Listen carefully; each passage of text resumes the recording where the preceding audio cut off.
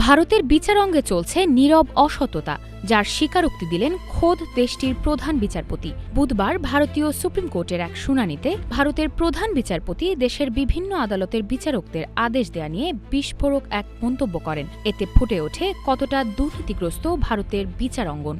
Perfect ব্লেন্ডের fresh মশলা, ভালোবাসার স্বাদ অটুট থাক। ভারতের প্রধান বিচারপতি সূর্যকান্ত বলেন, অবসরের আগে বিচারকদের ছক্কা মারার প্রবণতা বেড়ে চলেছে। এই মন্তব্যটি আসে মূলত মধ্যপ্রদেশের এক প্রধান জেলা বিচারকের স্থগিতাদেশ সংক্রান্ত একটি আবেদনকে কেন্দ্র করে। এ শুনানি করেছিলেন প্রধান বিচারপতি সূর্যকান্ত ও বিচারপতি জয়মাল্য বাগচির সমন্বয়ে গঠিত বেঞ্চ। সেখানে মধ্যদেশের ওই বিচারক অবসরের মাত্র কয়েকদিন আগে দুটি বিতর্কিত বিচারিক আদেশ দেন, যার সঙ্গে তার পদের স্থগিতাদেশের সরাসরি যোগসূত্র আছে। প্রধান বিচারপতি সূর্যকান্ত জানান, অবসরের ঠিক আগে এতগুলো আদেশ দেওয়ার এই ধারা উদ্বেগজনক।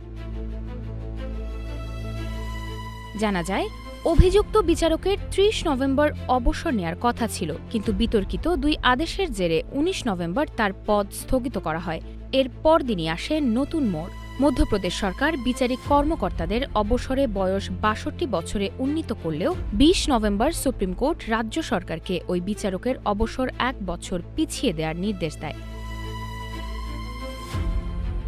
ভারতীয় প্রধান বিচারপতি স্পষ্ট করে বলেন, বিতর্কিত আদেশ দেওয়ার সময় সংশ্লিষ্ট বিচারক জানতেনই না যে তার অবসরের বয়স বাড়ানো হয়েছে। তবুও অবসরের ঠিক আগে একের পর এক আদেশ দেওয়া বিচার বিভাগের জন্য অস্বস্তিকর বার্তা দিচ্ছে।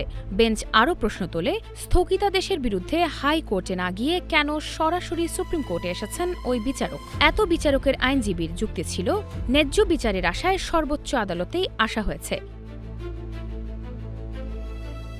আইনজীবীর এমন উত্তরের জবাবে বেঞ্চ স্পষ্ট করে জানায়, শুধুমাত্র ভুল আদেশের জন্য কোনো বিচারিক কর্মকর্তাকে শাস্তি দেওয়া যায় না। তবে আদেশ যদি স্পষ্টভাবে অসৎ উদ্দেশ্য প্রণোদিত হয়, সেক্ষেত্রে বিষয়টি ভিন্নভাবে দেখা হবে।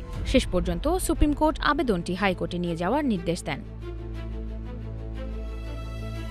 মাইশা মাহমুদ, নাগরিক প্রতিদিন।